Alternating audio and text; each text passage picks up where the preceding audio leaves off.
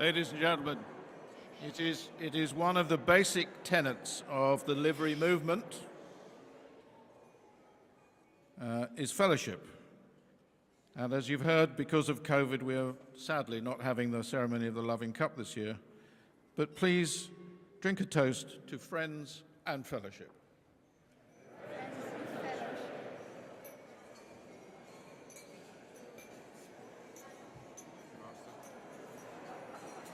Master, I'll gavel 3 times. You stand and simply say the King. Yeah. Have you got the other 2 toasts? Yeah. Super. I'll ask them to remain standing after the King, and then 2 raps, then 1 for the other 2. Please mind your ears.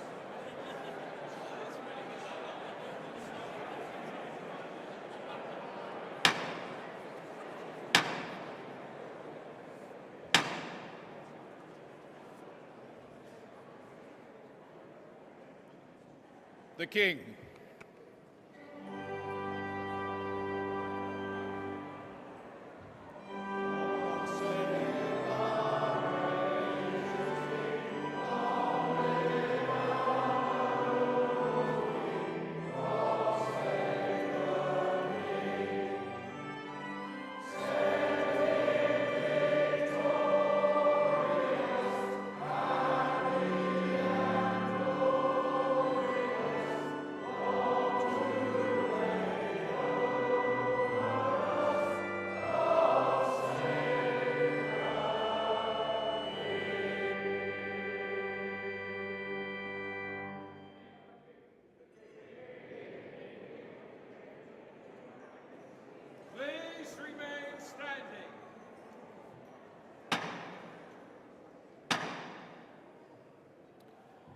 The Queen Consort, the Prince of Wales, liveryman, the Princess of Wales, the Duke of Kent, liveryman, Prince Michael of Kent, liveryman, and the other members of the royal family.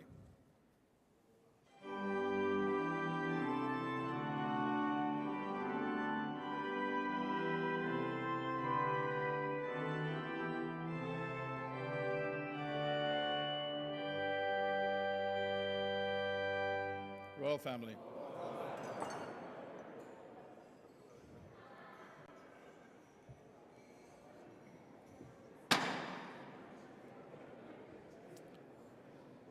The Lord Mayor and the City of London Corporation.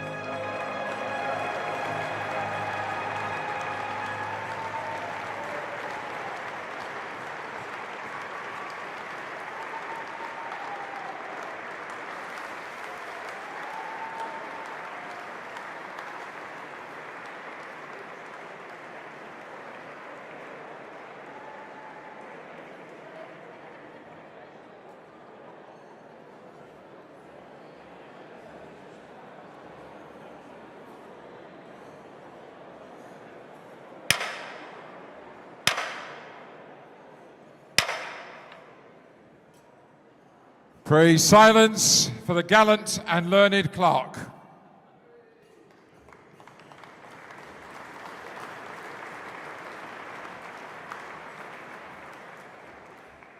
Master, principal and distinguished guests, ladies and gentlemen, we come now to the main event of the evening, and that is the presentation of awards.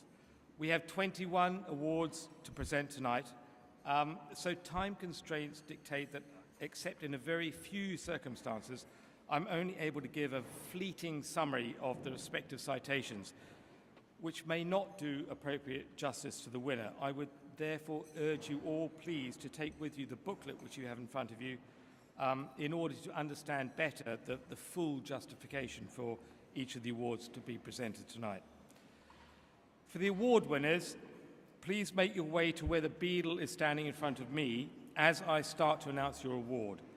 And after receiving your award, please return to your seat, continuing in the same direction, or in aviation parlance, please maintain a right-hand circuit. Before we present the awards, however, at a court meeting early this evening, 4 other presentations were made. So would each recipient please stand as I call your name, and please keep our applause until all 4 names have been called.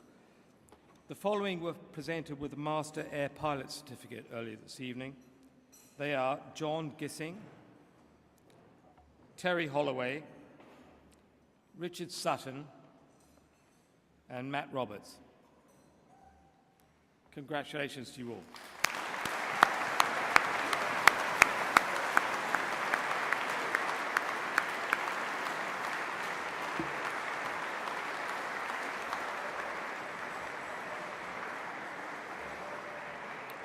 Now, some of our award winners are unable to be with us tonight, so I will not announce those awards, and they will be presented where possible at another opportunity.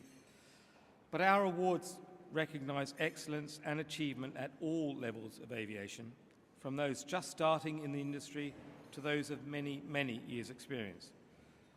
We start tonight's presentations with awards to a few younger members of the aviation community whose achievements are worthy of recognition. To start with, we have our John Landymore Trophy winner. This trophy is for our outstanding PPL scholarship winner for this year. Now, Will Cooper won the Lane Burslem PPL scholarship and completed his training with Alex Air in Aberdeenshire. From the initial impression that Will made upon the scholarship selection committee to the approach he adopted during his flying training, he was exemplary. His enthusiasm and determination to achieve his goal was evident to his ground and flying instructors. His attitude was always positive, and he was a pleasure to teach. As a result of his personal qualities and professional, competent approach to flying demonstrated during his training for a PPL, Will Cooper is awarded the John Landymore Trophy for 2022.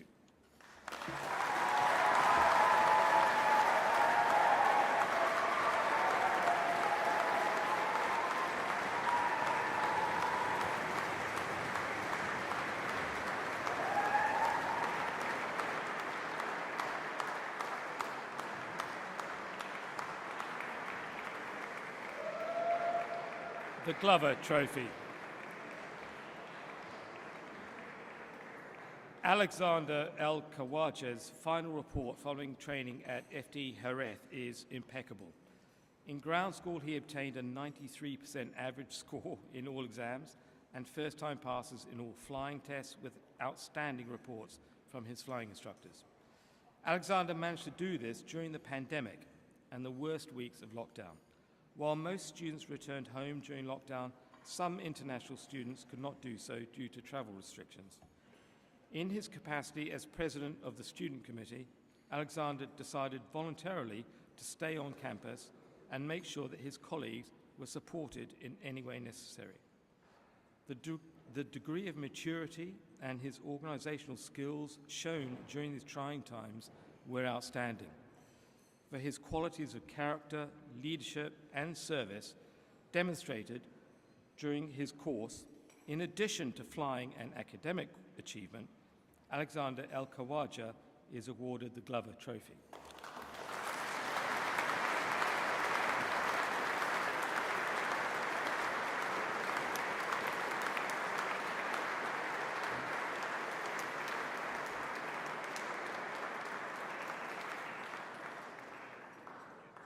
the Masters Medal. Now, this year we have 2 Masters Medals to be presented tonight to a pair, well, 2 siblings, a brother and sister, who both independently completed the same feat of a solo circumnavigation of the world, becoming the youngest to do so in the process. Zara Rutherford recently completed a solo round-the-world flight in a Shark microlight aircraft, and at only 19 became the youngest female to do so, beating the previous record holder by 12 years in age. During her record attempt, Zara, among other challenges, was stranded due to weather for 3 weeks in Russia, with temperatures as low as minus 35 in a small town of 800 people, a little more than here tonight, none of whom spoke English, and Zara doesn't speak any Russian. Throughout her trip, Zara made a point of encouraging those young women she met in various parts of the world to consider wider career options and to study STEM subjects. Her younger brother, Mac, has also just completed the same circumnavigation feat in the other direction, even more recently than his sister, and beating the previous youngest pilot to do so. Mac also completed his flight in a Shark microlight aircraft and had to overcome many challenges in a similar fashion to his sister, one example being an overnight stay alone at a disused airfield on a remote Aleutian island in the wilds of Alaska. In recognition of their amazing independent feats of flying and endurance, both Zara Rutherford and her brother Mac are each awarded the Masters Medal.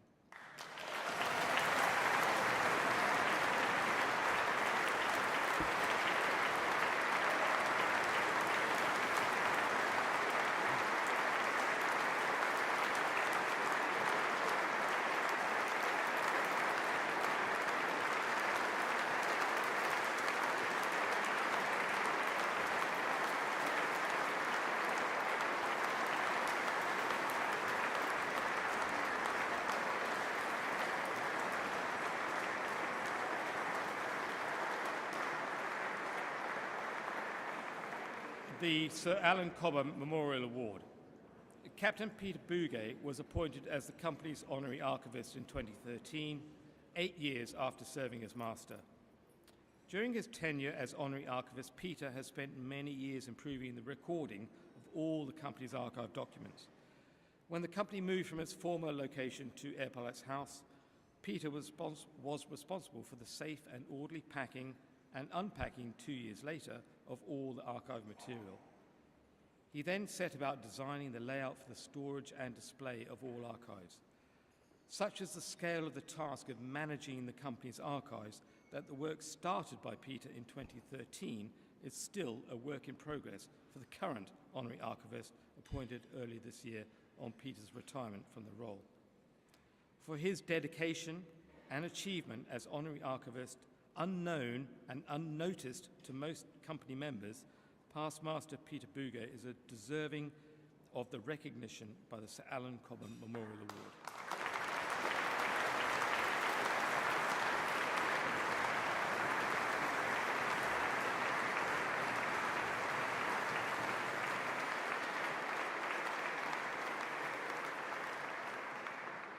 The Pike Trophy.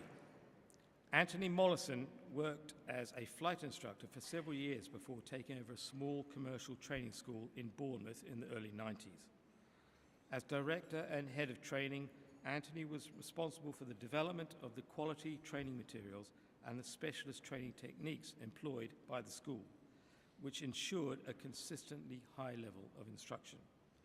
Students who were struggling elsewhere often turned to Anthony as his individual attention to each student's progress became legendary.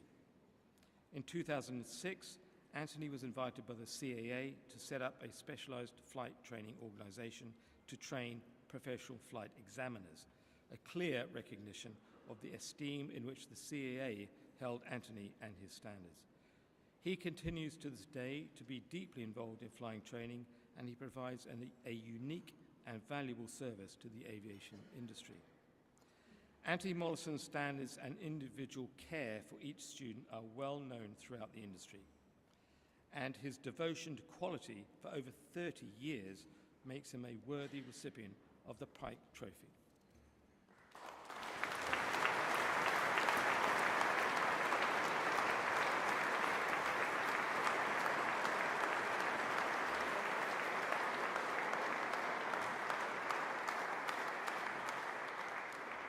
The Central Flying School Trophy. Master Aircrew Stephen Duncan leads Instructor Development Flight on 24 Squadron, the Air Mobility Force Operational Conversion Unit. Whilst his continued consistent output throughout COVID was impressive, it is his comprehensive through-life approach to instructor development that has elevated both the Air Mobility Force and him to unrivaled levels of achievement. He has introduced multiple Chartered Management Institute accredited courses which have supported not only experienced instructors but have included wider UK defence participation. With a journey that started following a work-related injury that prematurely ended his flying career, over many years he has built an inspirational enterprise that continues to drive excellence in flying instruction across UK defence, but delivered at the most personal of levels. Accordingly, Master Aircrewman Stephen Duncan is a deserving recipient of the Central Flying School Trophy.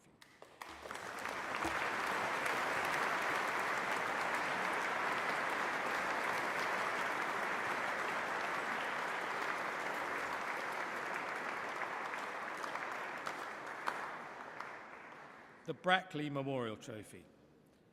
While the civilian airline industry transitioned some time ago to electronic flight bags, the RAF Air Mobility Force has hitherto relied on paper documentation.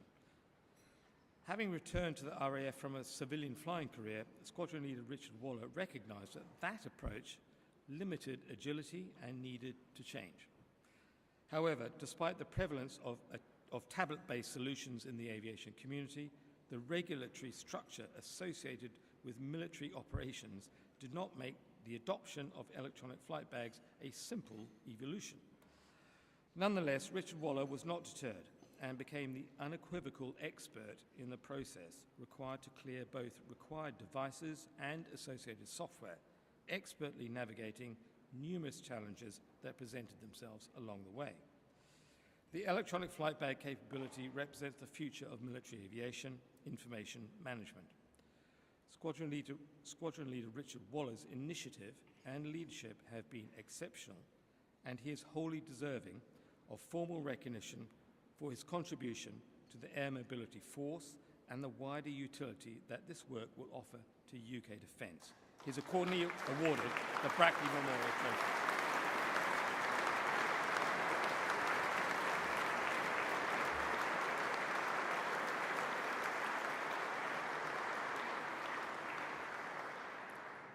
The Johnson Memorial Trophy. The E-3D Sentry entered RAF service in 1991 and has made decisive contributions to every major NATO operation since. In 1999, on the opening night of operations in Kosovo, a Sentry guided US Air Force F-15s to successful engagements with Serbian MiG-29s. In 2014, Sentry deployed on Op Shader, contributing to coalition operations against Daesh and conducting NATO assurance missions to enhance understanding of Russian air activity. Finally, in what was affectionately nicknamed Sentry's Last Dance, No. 8 Squadron deployed last year to RAF Akrotiri to provide airborne early warning cover for the UK Carrier Strike Group as it transited the eastern Mediterranean en route to East Asia. In recognition of 30 years of exemplary service and over 96,000 flying hours in support of NATO, coalition and national operations, the RAF Sentry Force, represented by the OC Wing Commander Victoria Williams, is a deserving recipient of the Johnson Memorial Trophy.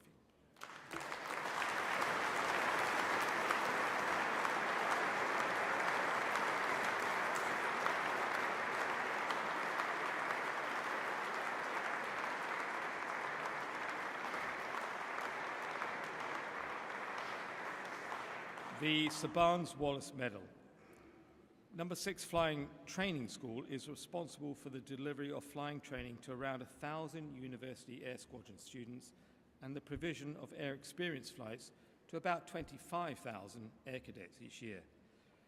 Squadron Leader Callum Law is one of the squadron commanders and designed, self-funded, and built an integrated virtual reality tutor aircraft trainer, providing low-cost synthetic training for his squadron. This is simple enough to allow students to operate on their own, yet sufficiently complex to provide genuine side-by-side or remote flying instruction for students. Squadron Leader Law's ultimate aim is to develop the capability to support the RAF's future net zero elementary flying training capability.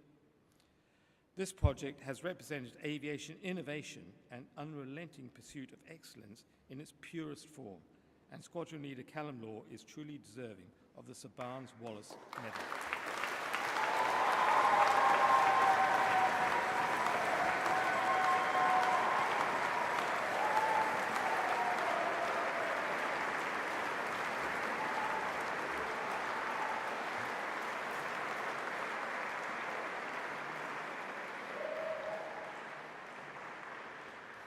The Sword of Honour.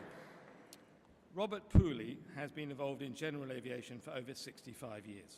Following his national service in the RAF, he set up a company to manufacture equipment for pilots. Originally called Air Tour International, this became Pooley's flight equipment, and in 1964, the first Pooley's flight guide was published. Robert also had a keen interest in the development of helicopters, gaining his PPLH in 1967, and was an early member of the Helicopter Club of Great Britain, eventually becoming chairman. Additionally, he was president of 3 Air Training Corps squadrons, vice president of the Guild of Aviation Artists, and vice president of the British Precision Pilots Association. He is an FAI international judge and has been a judge of the International Dawn to Dusk competition founded by our late patron, the Duke of Edinburgh. Robert joined the then Guild of Air Pilots in 1964 and following 23 years of service, during which time he was tireless in his fundraising efforts, he took office in 1987 as Master. Robert's generosity within the aviation community is legendary and has been a lifelong commitment. Nothing has been too much for him. He's unfortunately unable to join us in person this evening, but his son Sebastian, an assistant on the court of the company, is here to accept his award on Robert's behalf for his outstanding contribution to general aviation. Robert Pooley is a very deserving recipient of the Sword of Honour.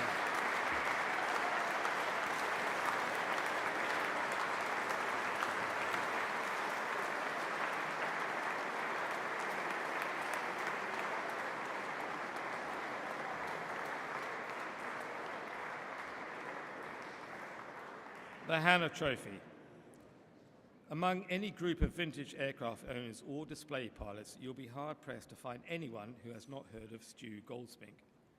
Almost without exception, each would warmly describe him as an aviator and a gentleman. Despite retiring some time ago from a lengthy career in commercial aviation, Stu is never far from an airfield. At Duxford, he performs elegant displays in Spitfires, Mustangs, and Hurricanes, among many other types. There are very few people who can say they have displayed a monoplane, biplane, and triplane at one event and on a single day. And Stu is also one of the very few individuals who flies aircraft of 3 different generations in one day. With nearly 50 years of flying behind him, he continues to fly daily, and he always, without fault, has time for those around him. For his many decades of outstanding contribution to the art of display flying of historic and vintage fighter aircraft, Stuart Goldspink is a worthy recipient of the Hannah Trophy.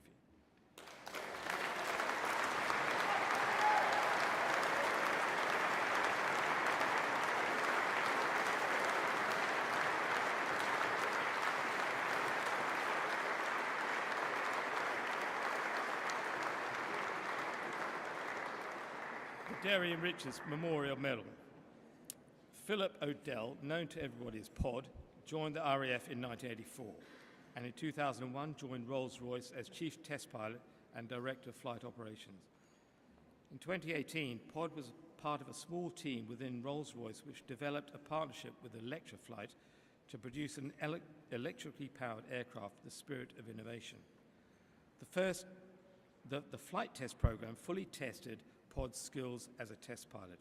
The aircraft had limited directional stability, high control forces, poor field of view, and limited endurance.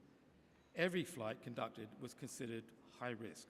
However, on the 16th of November last year, Pod piloted the aircraft to a top speed of 555.9 kilometers an hour, smashing the existing record by over 213 kilometers an hour. More importantly, the program showed the potential for electric power within a sustainable framework for aviation. Philip O'Dell's leadership, technical ability, and flying skill were fundamental in the safe achievement of that success, demonstrating an outstanding contribution to the advancement of the art and science of aviation, and for which he is awarded the Derry and Richards Memorial Medal.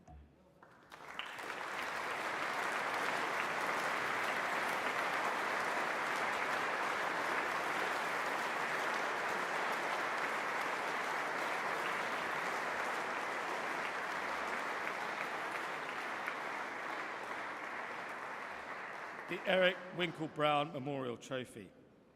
James Kronberg currently serves as a project test pilot and flight test and engineering consultant at the 661st Aeronautical Systems Squadron, United States Air Force.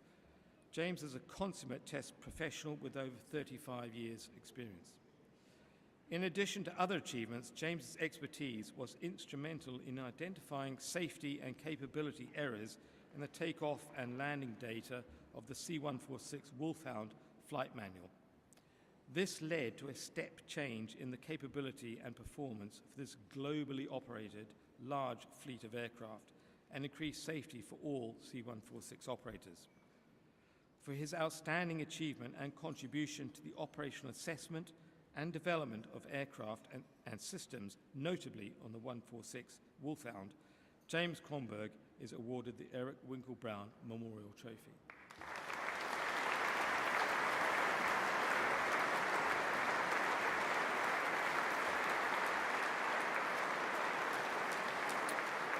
The Master's Commendation. Major Terry Campbell completed the Army pilot course in 1992 and became a qualified helicopter instructor in 2000. He has amassed over 6,300 flying hours on the Squirrel, Gazelle, Lynx, Apache, and most recently the Bell 212. He has had an extremely varied career, including operational tours, Northern Ireland, Kosovo, Bosnia, Iraq, and Afghanistan. This year, Major Campbell comes to the end of a 30-year career in Army aviation. His dedication, professionalism, and outstanding talent has been pivotal to delivering the most important outputs for Army Air Corps aviation in the most demanding of environments, all with humility, selfless commitment, and humor. Few have achieved more than Terry Campbell in a helicopter, and no one has done more for the training of Army Air Corps pilots. For his long and outstanding service in the air, Major Terry Campbell is awarded the Master's Commendation.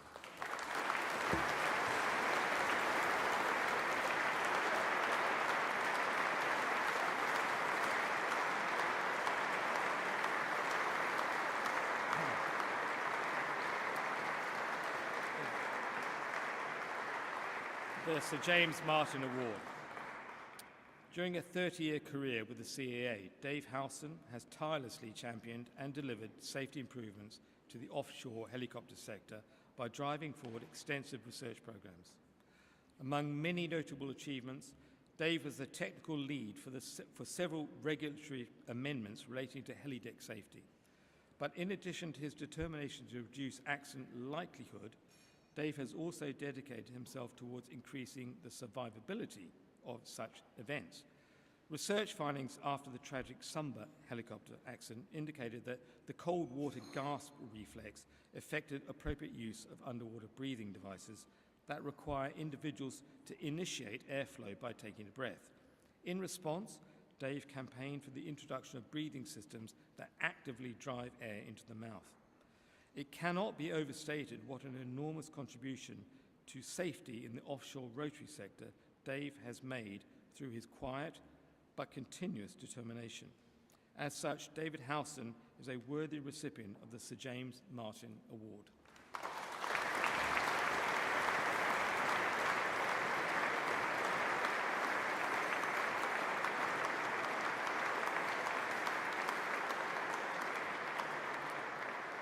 The Cumberbatch Trophy. Ratan Katwa is an aerospace engineer who has dedicated over 30 years to improving flight safety in commercial and business aviation. Ratan is a global human factors ambassador, cultivating human factors into all stages of avionics product development.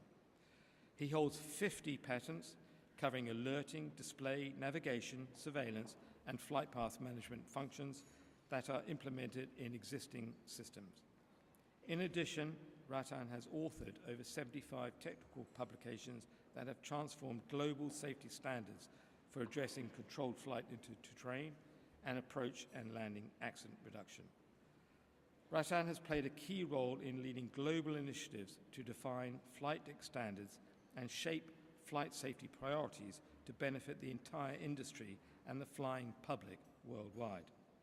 His technological contributions have undoubtedly saved countless lives.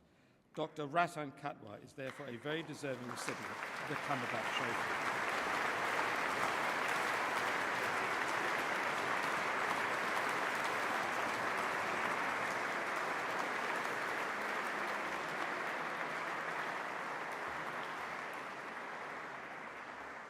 The Grand Masters Award. Following the US announcement last year to withdraw from Afghanistan, which precipitated a collapse of the Afghan Defense Forces, Squadron Leader Mark Parker led a squadron detachment as part of the evacuation plan for UK personnel. Just 36 hours after arrival in Dubai, Squadron Leader Parker was tasked to depart urgently for Kabul in his A400 Atlas aircraft to deliver a detachment of force protection soldiers to protect UK entitled evacuees. On arrival, Kabul had been overrun and the airport was in a state of collapse. Initially, they were unable to land because of aircraft abandoned on the runway, but eventually, with the runway cleared and at a very low fuel state, Squadron Leader Parker was cleared to land but had to go around because a convoy of vehicles suddenly entered the runway. Finally, at a now critical fuel state, Squadron Leader Parker managed a skillful landing, and once the troops had deployed, then succeeded in sourcing some of the last available fuel in order to be able to return to Dubai. After refueling and with incoming mortar fire all around the very large aircraft, Squadron Leader Parker calmly waited until an armada of friendly helicopter gunships had cleared the airfield before being cleared to depart at his own risk. He successfully recovered the aircraft and crew back to Dubai, ready for a return mission. Under intense operational and emotional pressure, the gallantry and leadership shown by Squadron Leader Mark Parker, together with exceptional airmanship and flying skill, achieving his mission while safeguarding his passengers and crew, make him an exceptionally deserving of the Grand Masters Award.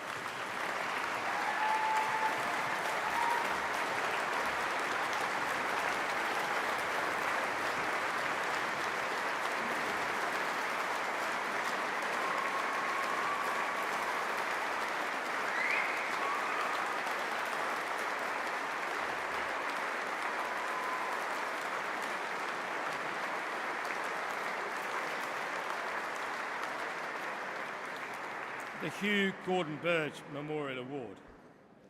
Following a standard C check to an Embraer 190 aircraft, an Air Astana flight crew arrived in Portugal to recover the aircraft to its home base in Almaty, Kazakhstan. With the aircraft having been officially signed off, a normal and uneventful series of pre-flight checks were completed by the crew, and the aircraft departed for its return flight. However, about 10 seconds after becoming airborne, small unexpected oscillations in roll alerted the crew to a problem, and these became larger, undemanded roll and yaw inputs. The autopilot was selected to see whether it could manage the situation, but it couldn't. The crew tried desperately to find the least destabilizing configuration, but increasingly extreme changes to altitude and heading continued to be experienced. With a cloud base on takeoff at 300 feet, there was no realistic chance to descend safely, so a climb was continued, hoping to get above the cloud. They broke cloud at 18,000 feet. However, the aircraft could not hold a steady heading and several times lost thousands of feet in altitude in undemanded changes of pitch. the aircraft had become almost uncontrollable. So a fighter escort of 2 F-16s from the Portuguese Air Force was dispatched to help them navigate out to sea, as a ditching was thought to be the best course of action. Meanwhile, after visual checks by the engineers on board, it was discovered that the ailerons were moving in the opposite direction to control inputs. With the problem identified, the decision was made to try for the military base at Beja with its long runway. After managing with difficulty to follow the F-16s, a descent to the airfield was initiated, but on finals, the aircraft started rolling again as the natural reversion to traditional control inputs cut in. At this point, the captain realized that he was exhausted and allocated his seat and the landing to the safety pilot, who had been subject to the same emotional stress as the others in the crew, but had not had the same physical workload. Although the aircraft was still very, very difficult to control, a successful landing was eventually accomplished. For their outstanding behavior and action throughout this incident, culminating in saving the lives of all on board and the aircraft, Captain Oshev, First Officer Karasholikov, and First Officer Sokolov are joint recipients of the Hugh Bordenberg Memorial Award.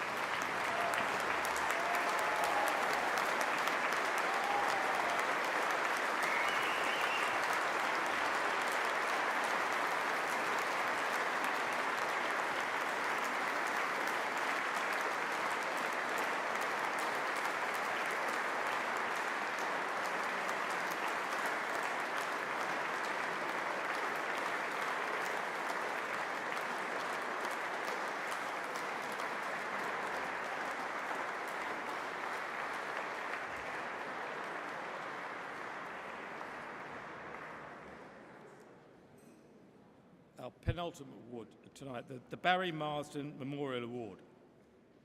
On the 15th of November last year, 442 Squadron, Royal Canadian Air Force, was called to assist with mass evacuation efforts caused by unprecedented landslides and resultant swollen river that occurred in British Columbia, stranding hundreds of travellers on a main highway and necessitating an immediate airlift evacuation. 442 Squadron's primary rotary wing search and rescue asset, a Cormorant helicopter, was initially tasked to insert a team to assist with the evacuation efforts. However, it was quickly realized that more assets would be needed, and the squadron scrambled to deploy 2 more Cormorants, as well as the only available fixed-wing search and rescue asset, a CC-115 Buffalo aircraft, for control and coordination purposes. Through inspiring initiative, expert coordination, and stalwart airmanship, the Cormorant crews were able to land on the highway in appalling weather conditions and gale-force winds, and despite the congestion and debris caused by the landslides. Between them, the aircraft ultimately evacuated 311 people, 26 dogs, and 1 cat. After 11 hours on task, it was confirmed that there was no further imminent danger to life, and all assets returned to base, having completed the largest mass evacuation in the squadron's history. A crew member from each of the 3 helicopters involved in this mass evacuation are representing the squadron tonight, and the outstanding performance and contribution of 442 Squadron in the preservation of lives which were threatened by this natural disaster is thoroughly deserving of the recognition of Barry Marsden Memorial Award.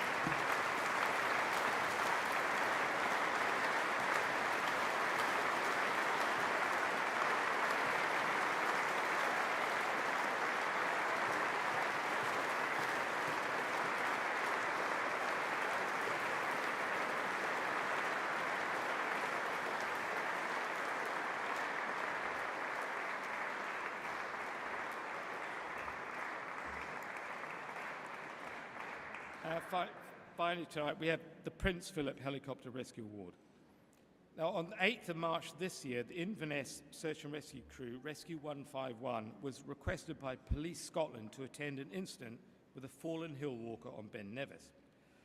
On arrival on scene, wind speeds above 60 knots and severe turbulence meant a safe winching position or even low hover was impossible. In extremely difficult conditions, Rescue 151 managed to land lower down the mountain, and the winchman with crampons, ice axe, and first response bag, then began his ascent on foot whilst Rescue 151 collected and deployed Loch Harbour Mountain Rescue Team personnel. The winchmen soon met 4 people descending the mountain. They confirmed an incident further up the mountain with 1 deceased and 2 injured, 1 with a broken leg. There was also another group of 8 known to be somewhere on the mountain, and possibly other groups. Faced with multiple casualties with unknown injuries, a major incident was declared, an additional mountain rescue team and another search and rescue helicopter was requested. Rescue 151 remained airborne as the on-scene commander, providing the essential communications link between the winchman, who was in cloud, the mountain rescue teams, and UK Rescue. The mountain rescue teams quickly found the group of 8, exhausted and barely moving. They then found the fallen, deceased casualty, so the winchman was then able to focus on the remaining missing 2 known casualties. A second helicopter arrived on scene, and by this time, 22 mountain rescue team members had been deployed, with both helicopters deploying a further 10 more personnel as it got dark. With the help of an army sergeant who had been on the mountain and who agreed to assist with the rescue, the winchmen eventually found the 2 remaining casualties, traumatized from their friend's fall. Already in whiteout conditions, it had become dark and uncertain of their position. The winchman updated Rescue 151 on the situation before he and the sergeant slowly led the casualties on the treacherous descent across the ice-covered slope. Multiple casualties, exhausted and barely standing, were descending the mountain. Rescue 151 exploited a short weather window to extract 2 groups, including the stretcher casualty with a broken leg. A third extraction was aborted as nightlight levels became extremely poor and wintry showers significantly reduced visibility. Eventually, all remaining casualties were walked off the mountain. The deceased and the winchman were recovered using the mountain rescue team's soft-track vehicle. After 6 hours apart, the crew of Rescue 151 finally reunited before returning to Inverness at 2200 hours, 8 hours after initial tasking. In total, 24 casualties were rescued.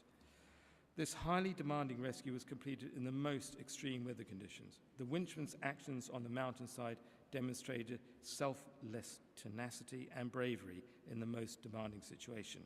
However, the entire crew, faced with a developing multiple casualty scenario, displayed the highest standards of crew cooperation, judgment, and handling skill to ensure a safe outcome for those in danger.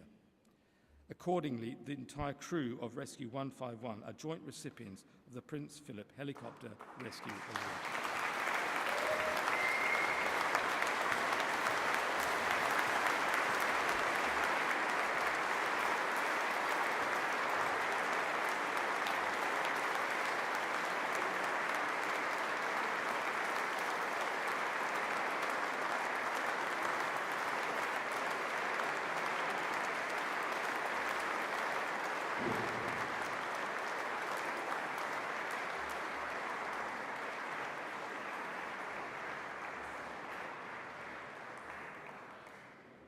Ladies and gentlemen, that concludes the awards presentations for this evening, but I'll hand over shortly to the Master. Thank you.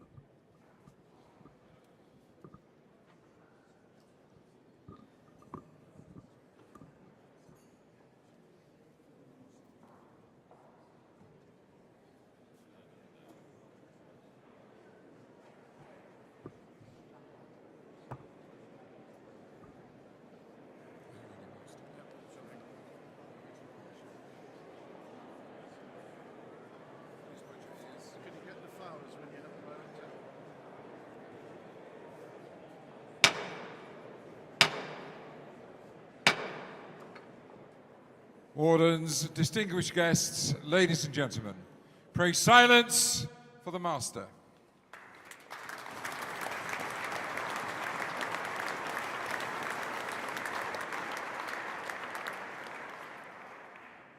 Well, ladies and gentlemen, at this point, the programme suggests that I will propose a toast to the award winners and our guests.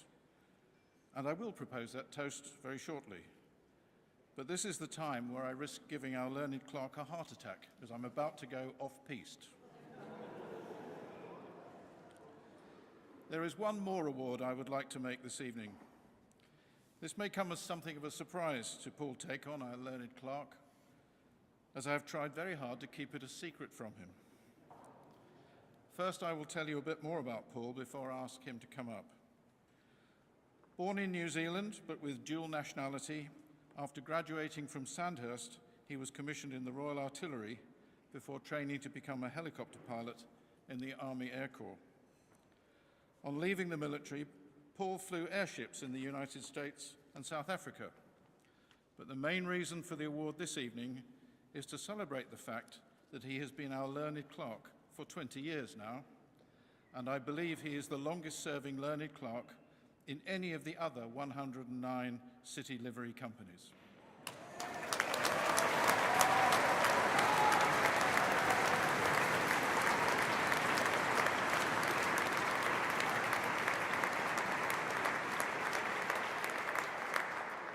During his tenure, he has achieved significant improvements to the administration and organisation of our company, incorporated the grant of our Royal Charter, and overseen us moving offices twice. I'm delighted that his wife Ros is here tonight, and for the first time their 3 children as well. Ros is immensely supportive of Paul, and she has been extremely helpful to me in deciding what might be an appropriate gift to mark his 20th anniversary. Ros's 2 suggestions were to organise a flight for Paul in a vintage aeroplane, which we achieved last Saturday with the kind cooperation of Pastmaster Wally Epton and his Tiger Moth. And the second was to ask the past masters that Paul has served under for their views on working with Paul.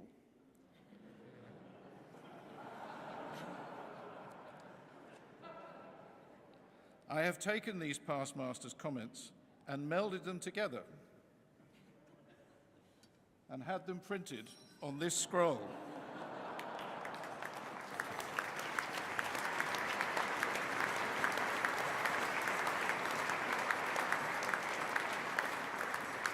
As a memento of his 20 years. The other person who's been extremely helpful in planning this award is Sebastian Pooley. Seb contacted me some time ago and kindly offered to donate a commemorative sword. After all, every military man needs a sword. Could I ask both Paul and Ros to come up here now, please?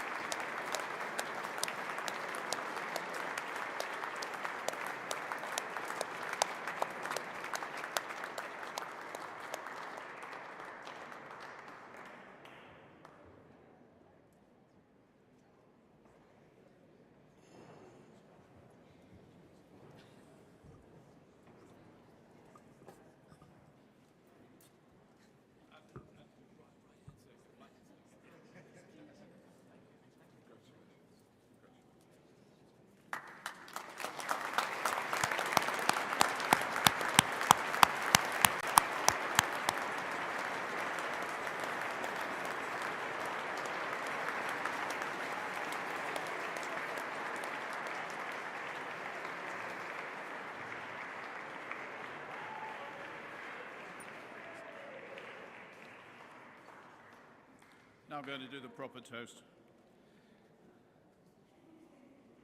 One of the things I have noticed during my year is a shift in the ambitions of the young people I meet. In my youth, typically becoming an engine driver was a common aspiration. More recently, becoming a doctor or an airline pilot might have been the case. Whilst we will always need doctors, a career as an airline pilot is possibly becoming more problematic due to a number of factors, including the high cost of training, and not least of which is the quest for alternative aircraft fuels in order to reduce carbon emissions. One answer could be the use of hydrogen, but that is probably a decade or two away. After all, 4/5 of the Earth's surface is covered in water and 2/3 of that is hydrogen, so it's a virtually inexhaustible supply. And when you use it in certain power situations, it creates more water. However, I've now met a significant number of young people who profess a desire to become an astronaut. Indeed, Zara Rutherford, one of our award winners this evening,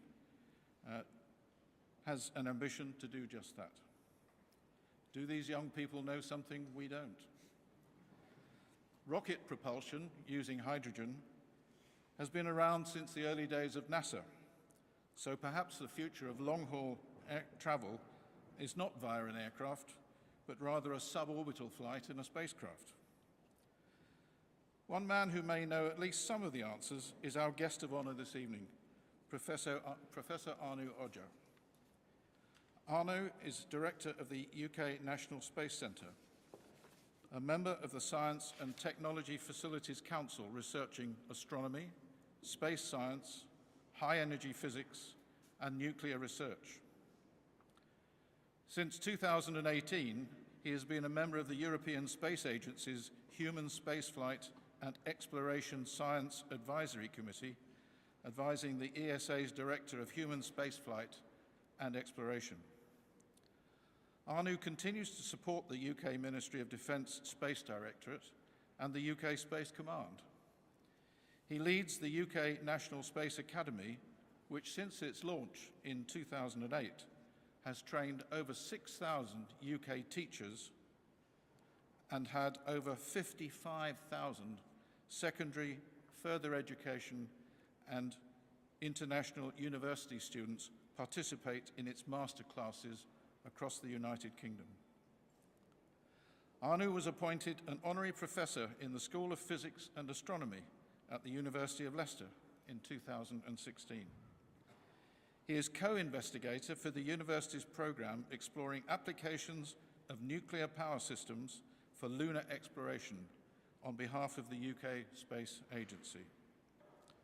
He was principal investigator for the Astro Academy Principia experiments conducted by astronaut Tim Peake aboard the International Space Station, and was involved in the selection of the final landing site for the ESA's Rosalind Franklin Mars rover. Anu's current work for the ESA is part of a team developing the high-level science strategy underpinning the ESA's ambitions for human and robotic exploration of the Moon and Mars over the next 2 decades.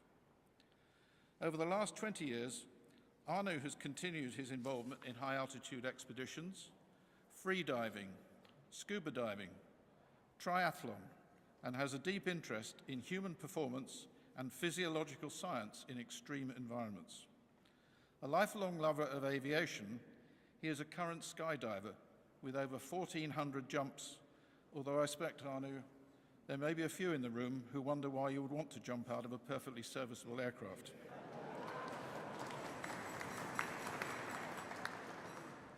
However, his knowledge and experience was put to good use as a skydiving and scientific analyst for the Felix Baumgartner's Red Bull stratospheric jump program. Anu kindly gave the Cobham lecture back in the spring when we were all enthralled as he spoke for over an hour without notes, but using, amongst other things, an inflatable beach ball and a length of string as a visual aid. I guess you had to be there. Unfortunately, we cannot give Anu an hour this evening, more the traditional city traditional 8 or 9 minutes, and I've had to précis his extensive CV by about 50% in order to allow him this much time. So before I hand over to Arnu to reply on behalf of our award winners and guests, could I ask all members of the Honourable Company of Air Pilots to stand and drink a toast to our splendid award winners and our guests.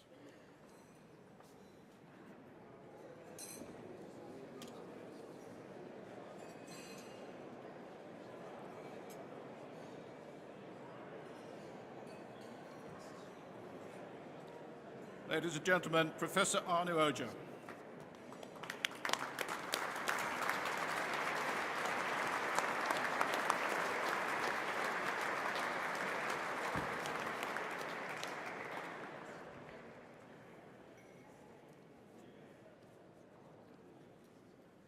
Good evening, everyone. Honoured guests, it's my absolute pleasure and privilege to be with you this evening and to respond to the Master on behalf of members, guests and award winners. On hearing the inspirational citations underpinning this year's awards, some common themes emerged to me, which I'd like to share with you. Now, my categorisations are personal and they're not exclusive, but I hope they'll give you an idea of the narrative that was running through my mind as we were hearing these outstanding stories of dedication, of bravery, and of love for aviation.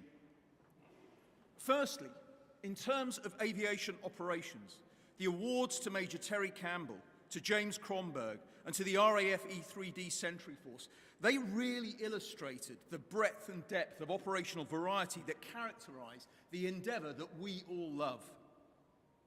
Secondly, underpinning all operational matters are those related to critical support and what I term future-proofing, and the achievements of Dr. Ratan Katwa, of David Howson, Master Aircrew Stephen Duncan, Captain Peter Bouguet, and Squadron Leader Richard Waller, they all exemplify the criticality and variety of support that are crucial foundations for all aeronautical operations across the realms of general, civil, and military aviation. Thirdly, the incredible achievements of Squadron Leader Mark Parker, of the crew of Air Astana Embraer 190,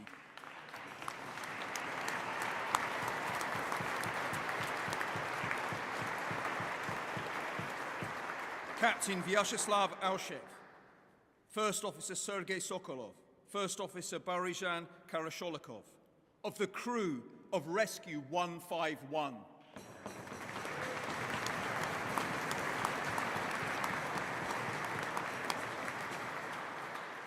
Captain Rob Green, Captain Simon Hammock, Philip Caudle, and paramedic Duncan Tripp, and of the whole of 442 Squadron, Royal Canadian Air Force.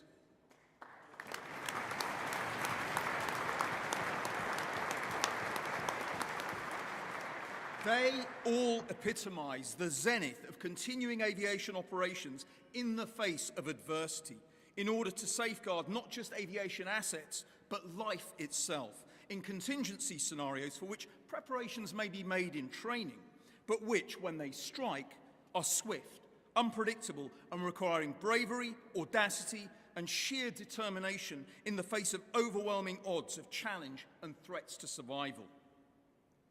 And as we progress deeper into the second century of powered flight, we face the twin challenges of sustainability and safeguarding the future of the field that we all love so much. In relation to the former, sustainability, the work of Stephen Jones and Philip O'Dell in driving new areas of propulsion in aviation, that's going to be absolutely critical if we're going to meet the environmental goals for aviation, which society is rightly asking of us. And looking at how we nurture the next generation of aviators, the work of Anthony Mollison and Squadron Leader Callum Law really brought home to me the impact and importance of maximally cultivating, developing, and indeed inspiring future cadres, not only of pilots, but of wider members of the aviation community.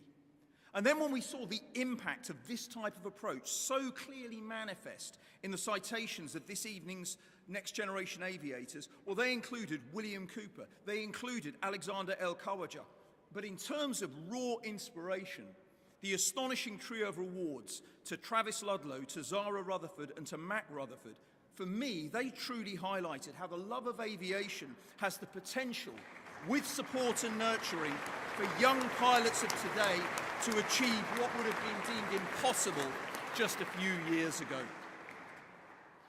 And finally, aviation needs ambassadors of the highest order, and we are so fortunate to have them and to recognise them this evening.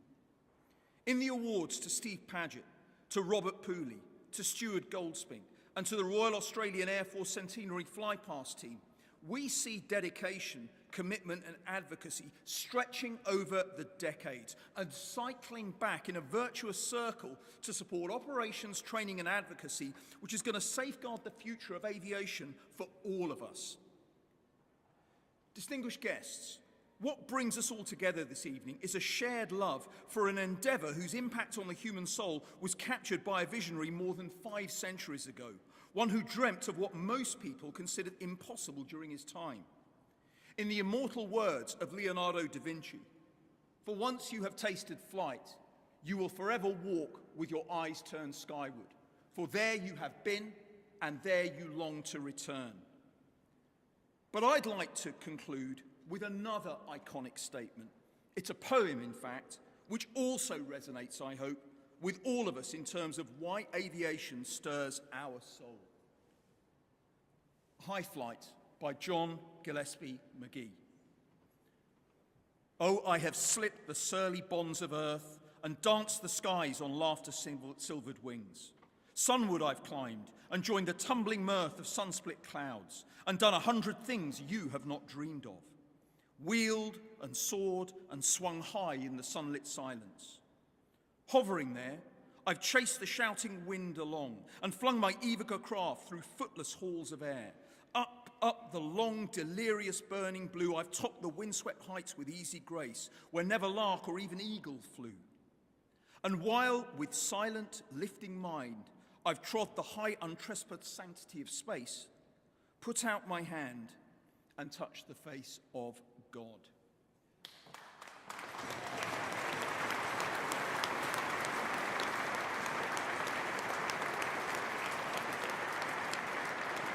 Now, you will have seen that I discarded my iPad and I picked up this framed picture because last year we had the opportunity to fly 2 copies of this poem on board the International Space Station, and then they were subsequently returned to Earth after 6-month missions. Now, one of them was presented earlier this year to UK Space Command, and I'm delighted to present on behalf of the entire aerospace, aviation and space communities the second copy, but including this image of this poem on the cupola of the ISS. I am really honoured and delighted to present these to the company this evening in the form of the Master.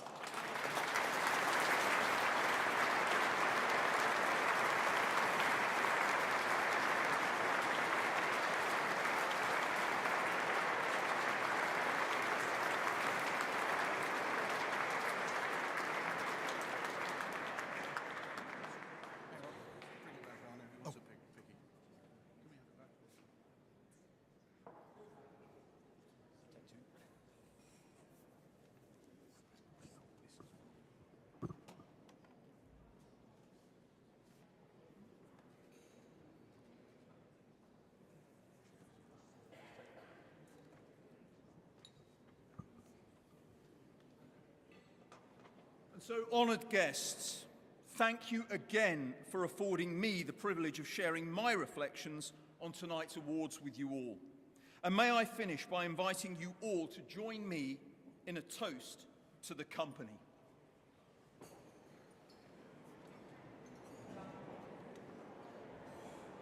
The Honourable Company of Air Pilots, may it flourish in root and branch forever.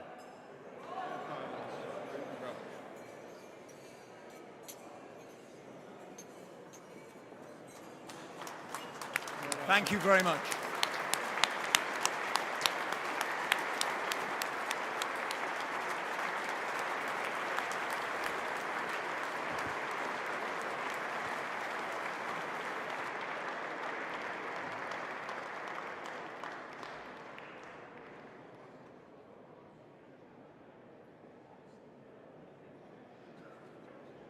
Thank you, ladies and gentlemen. That concludes the formalities this evening. The Master invites you to join him for a stirrup cup in the old library prior to departure. May I now please invite you to stand to make way for the Master and his principal guests.